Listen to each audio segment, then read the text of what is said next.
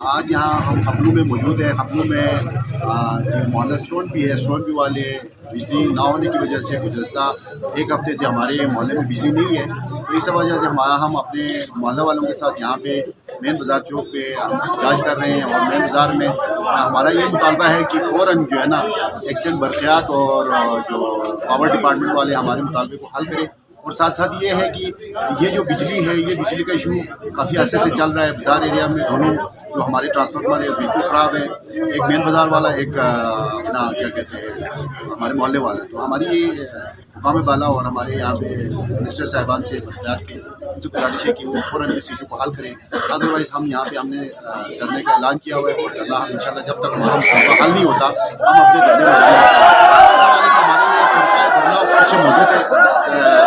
ہم اپنی رائٹ کے لیے، اپنی حقوق کے لیے ہر وقت ہم فرنٹ لائن پہ ہوتے ہیں، اور جب تک ہماری حقوق ریاست ہمیں دیتی نہیں ہے اس وقت تک ہم اسی پوائنٹ پہ ہم ڈٹے رہیں گے۔ تو آپ لوگوں کی توسط سے، آپ کی میڈیا کے چینل کی توسط سے ہم یہ بتانا چاہتے ہیں کہ بھائی یہ گلگت بلتستان جو ہے نا انکانسٹیٹیوشنل ایریا ہے، اور یہاں پہ ایون لوگوں کو رائٹس نہیں دیا جاتا۔ جب تک آپ رائٹس نہیں دیں گے تب تک وہ لوگ آگے جو ہے نا سوئچ اپ نہیں کریں گے اور آگے نہیں جائیں گے۔ اس حوالے سے ہماری ریکویسٹ ہے پنچایت ڈپارٹمنٹ اور دوسرے ڈپارٹمنٹ سے کہ وہ فوراً کسی کو ہو چکے۔